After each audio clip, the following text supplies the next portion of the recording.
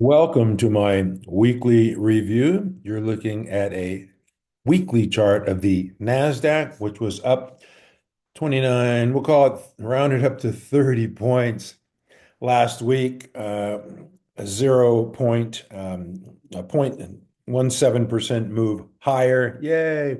Made thinking of the positives now, a higher low and a higher high. Okay. The volume was lower, as we can see on the this chart here. The heavy volume selling from the last 4 weeks was met with kind of tepid buying last week. So, you got to take the positives where the positives come and acknowledge the negatives. Obviously, the index made a high of 20,204 on December 16th. We had a 15% correction to the low, and now, like I said, a higher high and a higher low last week. 15% correction on an index is pretty significant. Do we go lower? I don't know. Do we go higher? I don't know. I don't make predictions. I just take it one day at a time. Um, if I go back though I'm going to try this here. If I go back to 2019 when the tariffs were an issue with China and rates were an issue as well. We saw the index sell off pretty severely below the 200, right? Where it is now. It rallied up to the 200, got rejected and made a lower low, rallied up again and made another lower low before, starting its uptrend. So keep that image in mind as we, fast forward to today, as now we've undercut this 200. Maybe it'll rally back up to the 200, which is it's a 3.6%. Rally is pretty significant, through the 10 and through the 21. If it made it to the 200, that would be fantastic, a tradable rally. But for right now, this is looking like a bear wedge. I mean, in all honesty, I got to take a look at the good and the bad. This is wedging, in lighter volume. If it was going to rally, why wouldn't it just rally right back through all of these moving average? If it had the power, the buying power, the demand, it would rally through. But there's a lot of sellers out there, so it's really taking its sweet time. And as long as it's living below the 200, I'm not really thrilled about this index. I like to have the index as a tailwind when I'm trading, because when it's a headwind, it makes it a lot tougher, more challenging to find winning stocks. But anyway, there's your weekly chart of the Nasdaq. Like I said last week, up 30 points. It's a start, folks. You got to stop going lower before you can go higher, and it did that last week. So that's the positive. There's a lot of negatives. I want to talk about Jerome Powell, though, because I view that as a positive, even though he said uncertainty about 1,000 times. There's a lot of uncertainty in the market, and the market doesn't like uncertainty, but they did slow down their quantitative tightening significantly, and that should put a bid in this market, I would think. That's action instead of talking.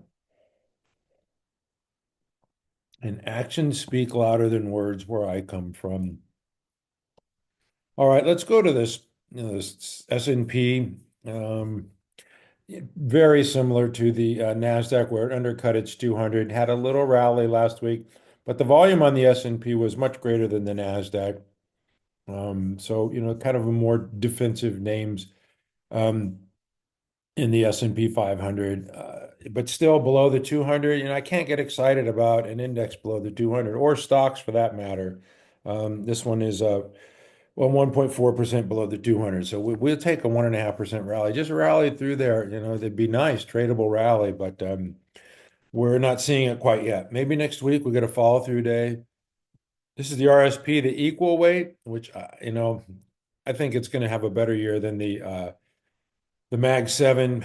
This is an equal weight, so the Mag 7 is not weighted. The S&P 500 is a market cap weighted index, and of course, those large market cap tech stocks, drive the index.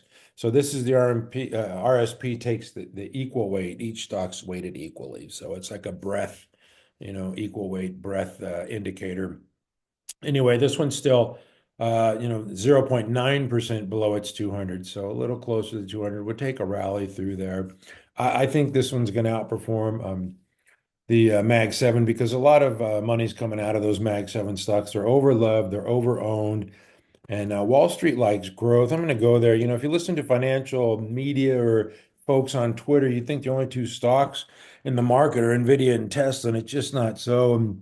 These things are a complete avoid for me. I mean, it's well under the 200. They just delivered good news last week, new products, great news, new partnerships, quantum computing. Everybody's excited in Silicon Valley. And yeah, the stock didn't do a whole lot, right? I mean, it was down 3% on the week. I mean, so that kind of tells you all you need to know. It can't move higher on good news. So 23% off of its high, well below its 200. There's nothing to get excited about here with Nvidia. These stocks have been in a void for a long time for me. You're not going to hit a double or triple or a grand slam with these things. Microsoft, same thing. This thing peaked a long time ago. Apple, same thing. I'm not going to go there. I'm going to stop there because I'm not interested in this stuff. If you just covered the ticker symbol and looked at these stocks, you'd say, there's no way in hell I'm going to buy these things. At mcstockcharts.com, these are not even on the radar. Below the 200, yeah. When your stock is below the 200, and it's what 50% off of its highs for 49 and it rallies a little bit. That's not relative strength. I mean, that's like the shorts feeling sorry for you just covering into the weekend. They'll be back. This is no way I would touch this thing. This thing was down last week along with Nvidia, a complete free fall. It's been down how many weeks in a row? 4, 5, 6, 7, 8, 9 with increasing volume. Just stay away from this stuff. I've learned over the years that when stocks get political, the politics win and my stocks lose. So I don't I don't want to be involved with any of that stuff at all. I'm more into making money in stocks. So anyway, I'm going to move on to some of the earnings. Last week we saw earnings in a couple of stocks here. Earnings season, is kind of winding down, and it has wound down, and we're looking forward to gearing up in April for a new earnings season. But Howard reported last week, nice response here. You could see the stock moving higher with volume. We like that, right? I mean, anytime a stock's up 23% in a week, hip hip hooray, right? Especially in this tape. The tape has just been horrific. I should have showed you the Nasdaq's down. I believe what 9.5% in 2025. I don't want to go there. It's been a tough tape, and I find it much easier to trade when the Nasdaq's providing some tailwinds. This is a Stone Company. This is one that I believe Buffett still owns. He bought it, but a nice reaction to earnings is it powered through the 200. That's what I want to see the Nasdaq do right there. Drive through there with some volume, and Stone Company did that last week. Signet, I think the bar was pretty low for this one. It's been beaten down. You can see that it made this high of 106 in November and, now got traded down to what, 45. So, got cut in half, more than half. Now rallied on, what I would call a pretty tepid earnings report, but it's like, you've been down so long that it looks like up. Probably just some short covering, but up 21% on the week. So, if you're still hanging in that one, I mean, that's like an oasis in the desert. Williams Sonoma, I think it's going to be tough on retailers this year. It just does not look good. A lot of forecasts are uncertain, due to once again tariffs. I mean, it's just hard to get away from the politics in this market, and it kind of stinks right now. The market does look out, 6 to 9 months, and I guess it just doesn't like what it's seeing. Williams Sonoma pretty decent report, but you have to go by the response, and the guidance oftentimes is the response, and so if you lower guidance, you're going to get a negative response pretty much. This is Ollie's. They reported nice action here, drove through the 50, closed above the 50. You can see that double bottom base here as market surge is picking up that pattern. So Ollie looks fine. Five below. Hey, we got a retailer. It moved up. You can see it's been beaten down so bad that on the move up, you could barely see it, right? But nice response to earnings. Let's get the weekly. This is a weekly review. Yeah, up 4%. I mean, man, that is tough. Yeah, the retail, I believe, is just going to be super tough. going forward for the foreseeable future. Micron, they reported, you can see clearly see on the daily, this lower high phenomenon, just lower 110, goes 114, 112, 110, 17, and it's just got a ceiling on the stock now at 94. Negative response to earnings for Micron. And then, of course, we heard from FDX. Not good. I mean, Amazon's probably eating their lunch. Not probably, they are. Just a negative response to earnings, big volume mover to the downside. Yeah, down 5% last week. And then the king of failures, Nike, relying on Michael Jordan shoes, who retired in 2003. Hello. Most people buying shoes now, never saw Michael Jordan play. They need to get their game together. 30%, 31% off a 52-week high. Just there was nothing good in that report at all. And there you can see the heavy volume selling on Friday. Yeah, it's going to be tough for retail this year. There's just no way of getting around it. We've had some good years. We know from listening to Visa, MasterCard, American Express that credit cards are tapped as well. And yeah, it's just a tough environment for retail. And like I say, they're looking 6 to 9 months out, not liking what they're seeing. So look for the turnaround though, because things will turn around when you least expect it. When things look their bleakest, just like stocks top, when things look their best, they turn around when things look their worst. So don't give up. This is not a time to give up. This is the time to do due diligence. And I mentioned some positive things, Powell, the QT, and Wall Street likes growth. So I'm going to go to the growth names. I'm not going to show you China and Europe today. You know that they've been doing well, but I am going to go to some defensive names with gold, oil, and insurance because they've been doing well. We had AU on our ready list last week. That thing popped nicely. If you traded that one, congrats. You can see the group is, top five group here, breaking out of this double bottom base. This thing looks fantastic, up 10% last week. I think we'll take 10% any week, but especially in this crap tape that we have to work with here. USAU, this is US gold. Ooh, had a little hiccup on Friday, down 9%.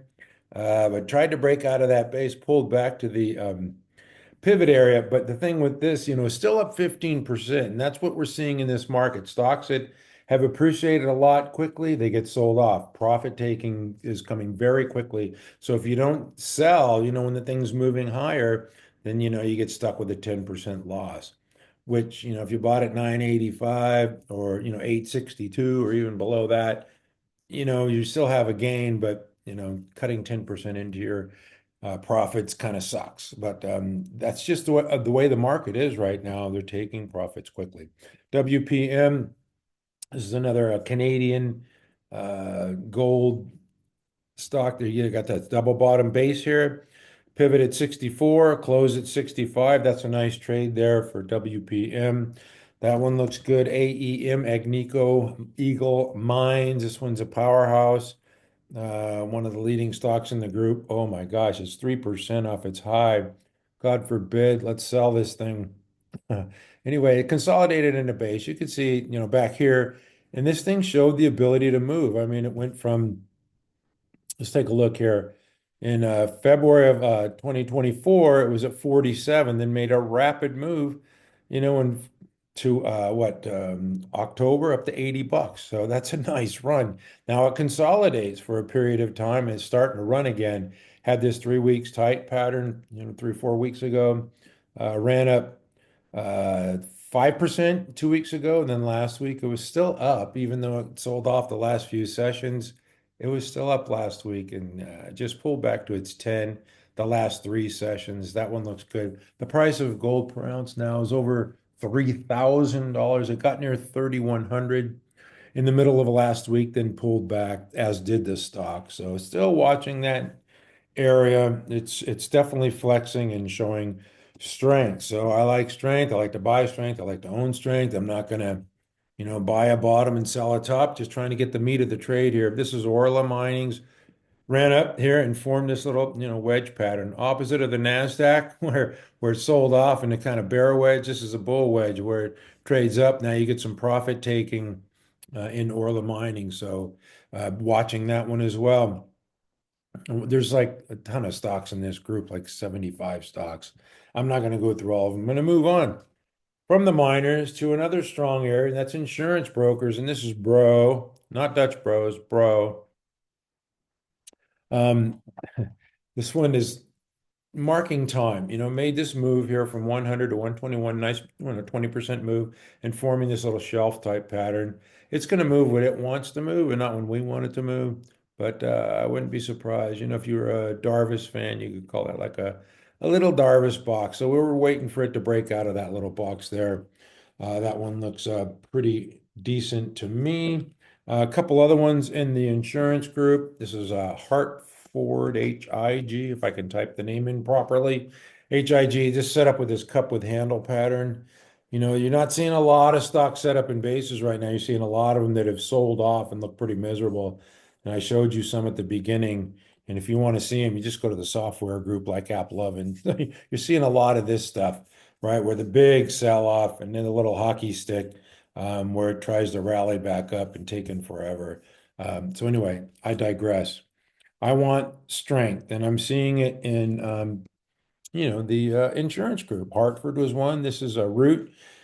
Since the breakout here, it's respecting its 10 EMA and just continues to find support there at the 21, and now more recently the 10. So it pops down to the 10 and then finds support and bounces higher. Pretty consistent pattern there on the daily chart. If you're more of a long-term person, you could see the consolidation here and just pushing away from the base. Root looks fantastic to me.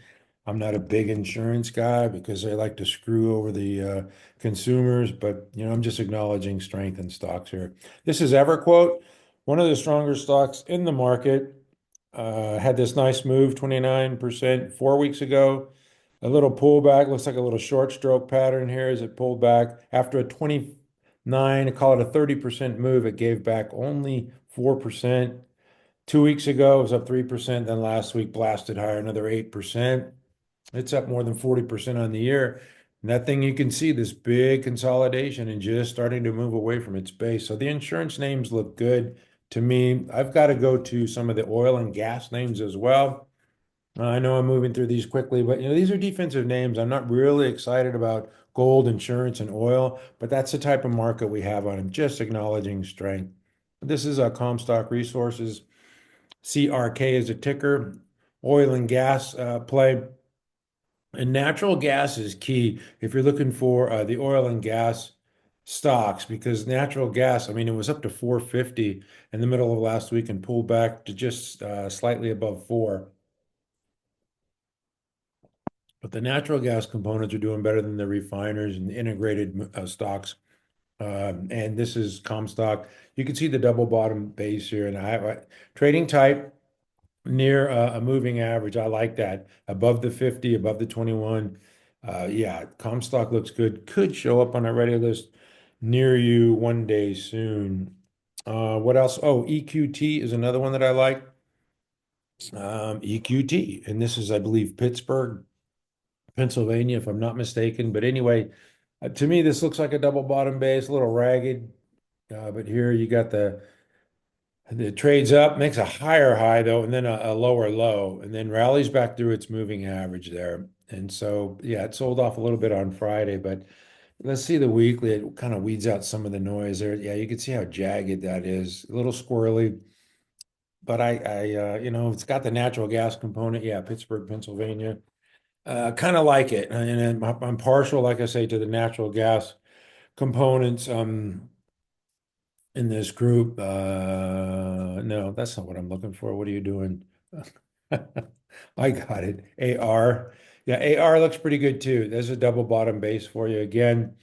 Market surge picks it up as just consolidation. Sold off the last couple of days, but you can see the undercut and the rally. Looks pretty good to me. And then AM. This is the AM shift at the AM PM mini mart. Yeah, it's working the morning shift here at You probably don't have an AM PM in your town. But anyway, excuse me, higher lows, surfing the moving average, now breaking out. Last week, look at Friday move. Okay, nice volume here. Let's go to the weekly. There you can see the breakout. Nice 5% move. So we'll take 5%. You got to, it's all relative because the tape is just so weak that, you just got to, kind of take what the market gives you. This is Patterson. Somebody asked me to look at Patterson. This is a driller, so it's not a refiner. You can see the group 196 out of 197, so can't go down much further. Patterson has this double bottom base here, trading tight within the base and trying to get above the moving averages here. So I kind of like this action here. If you're, looking at a bottom feeder, if you're that type of a trader, you can see it closed just a tick above its 50 there. So, and it's below its declining 200. But anyway, 930, I guess, would be the pivot there. Patterson. All right. Not a driller fan, but yeah, it looks okay. If that's your style. If you want to look at the weekly, you can see this thing's really sold off. And if you were, looking at the glass half full, you could say, well, it was nearly a $20 stock, and now it's, lounging around here at $8. So maybe it's got some upside to it. All right, I looked at that group. Now, my favorite group right now is the drug stocks, and I've got to go to my favorite stock in my favorite group, and that is TGTX. You can see why I like it. It broke out of this base here. And this is a story stock kind of. They have an approval for Briumvi, which is a relapsing multiple sclerosis drug, best in show. And what we know from the recent quarter is that their subscriptions are at record highs. And anecdotally, you're just seeing a lot of evidence, anecdotal evidence that they're getting a lot of switches from their competitors into Briumvi, which is their drug here, best in show drug, and it's the least expensive, so they have some pricing power. Also, with this one, is that if you're a new patient, like they're getting a lot of switches from existing patients, but new patients, if you're a new patient, you want the best drug. You don't want second best or third best. If you're sick, you want the best drug, and they have the best drug. So I think a lot of doctors are going to be prescribing this one. So I don't predict. I expect four great quarters from TG Therapeutics this year. They're executing well. This glitch in the earnings is, it was due to a one-time licensing agreement in Europe. So if you just look at the sales quarter by quarter, it's up every quarter. Last quarter, it had been jumping like, 63, 73, 83, 10 million per quarter. Last quarter it jumped up to 25. And the next quarter is only expecting like nine. Hello. They just said they had record subscriptions in January and February. I believe March, they're gaining momentum. There's no way these guys cannot crush the quarter and raise guidance here when they report, probably in May or maybe early June. So the market knows that, and so it's being rewarded. Just technically, if you want to look at it, it broke out, and it's being supported by its 10 EMA, and that's what you want to see in a leader. Since the breakout, every time it pulls back, it rips higher. And every time it pulls back to the 10, it trades higher. Every time it trades back to the 10, it trades higher. So expect that rising 10 EMA to be support for this stock. And that's what I'm expecting. Now, on Friday, it closed at an all-time high, traded at an all-time high at $43.15. It's 7.4% above that 10 EMA, which is just above $40. So next week, expect it to pull back to that 10, and that's when you can get an opportunity to get in. Now, if you're looking at this thing longer term, for me, the I think you got to go to the monthly here. And yeah, I know it was like a $4,000 stock. It's a different company now, but I think you got to look at this area here at 56. $56 to me is kind of an area of interest as it makes this, longer term. I guess you could call it a cup with handle. There's a nice shakeout, and then now it's just trending higher. And 56, I would expect at that level for it to be some resistance. Now, that's a long way from $43. But at 56, I believe it'll get there, sometime probably this, I don't know, the way it's going, springtime, summertime. And then to have some resistance, some sellers here. Maybe there's some overhead supplies from people from back here. I kind of doubt it. It's a totally different company now. If you look at the weekly, yeah, I don't think there's any overhead supply here. This is pretty much blue skies for TG Therapeutics. A lot of short sellers in this stock, and they're getting, there's no reason to me that I can see. It's a medical stock, it's a drug stock, so anything can happen. But I just don't see the story for the shorts in here. I might be blind, but anyway, that's enough on TG Therapeutics. Definitely a strong stock, up more than 40% in 2025. So that's it for TG. This is WGS, another medical biotech stock. Made this big run here, 58 to 115. Now it's just marking time, pulling back. But you got to consider the reference to the framework of the structure of the market here, and where we're in a tape that is just horrible and selling off. I just told you the Nasdaq has corrected 15%, and this thing is hanging in there pretty darn decent. It's 9%, 9.5% off of its high. And there you can see this like shelf type pattern on the weekly. I definitely encourage, if you're looking to buy stocks, you got to look at all time frames, the daily, the weekly, the monthly, the 5 minute, the 15 minute. It can tell you a lot, but I don't have the time to go through all that here. But this is another stock that I like in the group, as well as CPRX. This is Catalyst. They have a couple drugs, in the pipeline, and they've delivered solid sales and earnings growth. This is another one of my favorites, along with TG Therapeutics. Had a nice move last week off the 200. It was up 5%, yeah, 15% on the week, 5% on Friday. So Catalyst Pharmaceuticals looks fantastic as well. Gilead, this is a bigger stock, a slower mover. It had this big, nice run up and now pulled back to, it looks like it's 21 here. Let's take a look on the daily. Almost is 50. Okay. So that's a nice little pullback, the first time since the breakout, right? So it was at 119, and now you're getting a shot at it at, 105, 106. So keep my eye on Gilead here. If you didn't catch it in that base, maybe it's giving you another opportunity there around 105. Gilead, like I said, it's a big stock, big mover. Halo is another one that I like. I don't own it, but I do like it. You got to go to the weekly here. The daily is just too much noise. There you can see big base here, right? Long consolidation, 29 weeks, but it's kind of, moved off the lows very sharply. You can see that blue dot showing relative strength.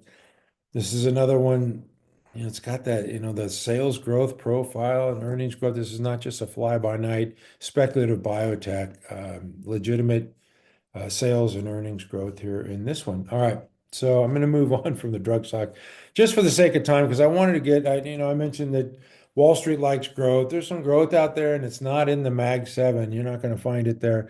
Spotify, though, this one made a high of 652 and then sold off like everything else, right? But what it did is it stopped going lower. It went down to 483, stopped going lower, rallied back through its 50 quickly. And that's what you want to see the index do, right?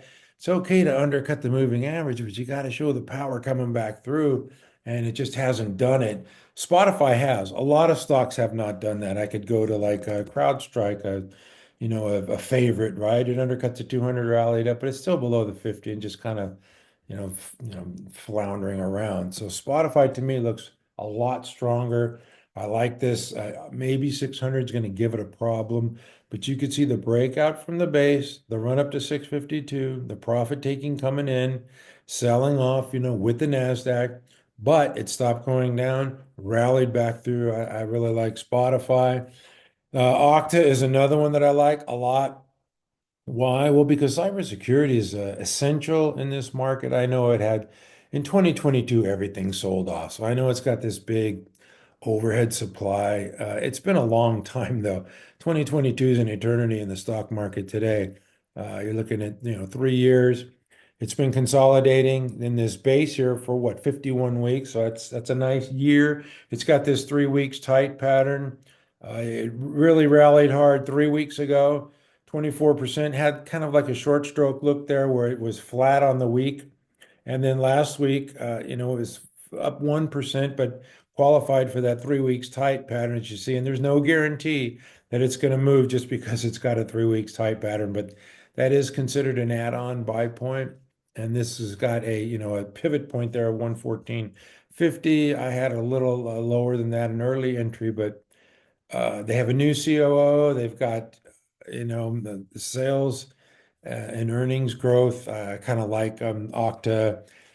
The leadership has changed a lot within this group. Zscaler, Palo Alto Networks, CrowdStrike, I mentioned earlier, and now, maybe Okta will be a leader. Zscaler is another one that I like. Why? Well, it bounced off its 50, right? If you look at the index and you look at a lot of the stocks, are well below their 50. Well, this one traded above its moving averages, so that's not to be ignored, Dan.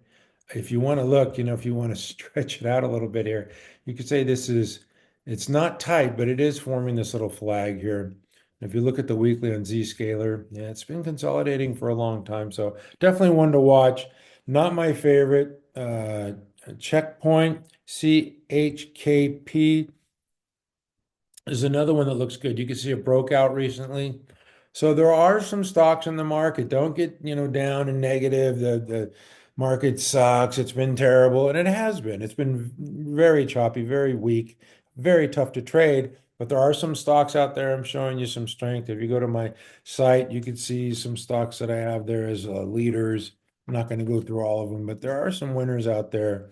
And like I say, I like strength and I like growth, and there's some stocks out there that are doing well. VRSN is another one. Warren Buffett bought it. So, hey, good enough for Uncle Warren. The Oracle of Omaha, another one of these software security names. Like I say, security is essential. You can see this big base here, 60 weeks. Little base on base on base, actually. Moved higher, had that 3 weeks tight, which is, an add-on above the pivot. Relative strength. VeriSign, another one of these cybersecurity names. It's got a 23 billion market cap, got a little bit of growth here. Like I say, if Uncle Warren likes it and it's being supported at its moving averages, that looks like a winner to me. Anyway, thank you for watching at mcstockcharts.com. We never give up. In honor of the great Steve Jobs and Peter Falk, who originated one more thing. Earnings this week. I said earnings season is winding down. Looking forward to a new earnings season in April. We have a couple of names here. The nuclear name, OKLO. We'll see what they have to say. Obviously, it went up the mountain, then down the mountain. We'll see if it could make another climb. KB Homes reports on Monday as well, and I don't expect much. The home builders are really struggling. The administration wants lower rates, and they're going to get them one way or another. And then maybe, these stocks can bottom when we get our lower rates. I don't know how much damage is going to have to be done to get the lower rates, but they're going to get them by hook or by crook. Anyway, McCormick, this is what I would consider a very defensive name. And that, it's a seasoning, cooking. People are going to eat, right? They're going to I don't know if they can't afford to dine out. They're going to cook at home. They're going to buy the seasonings, and they report this week. We'll have to hear what they have to say on Tuesday. Dollar Tree, maybe in a weaker environment, people are pinching their pennies. People are getting laid off. Maybe they go to Dollar Tree. They report on Wednesday, as well as Chewy. People are going to spend money on their pets regardless.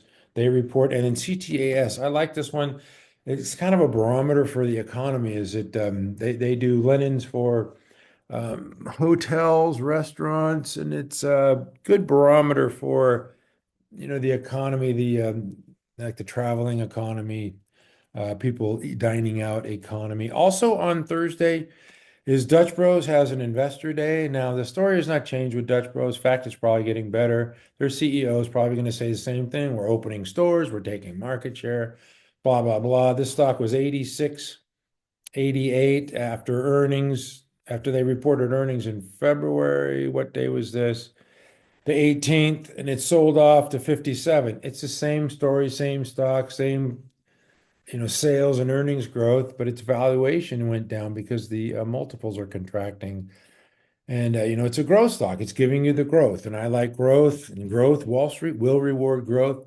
And this is maybe one of those newer names that we need to get into, along with some of the other ones that I've showed you in this video.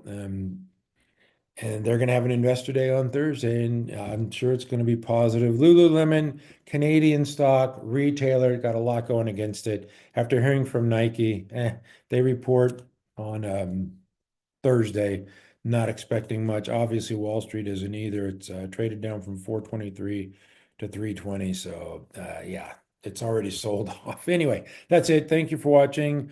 We have a, exciting week to look forward to this week. There's going to be lots of winners and losers, and at mcstockcharts.com. We never give up. Thank you for watching.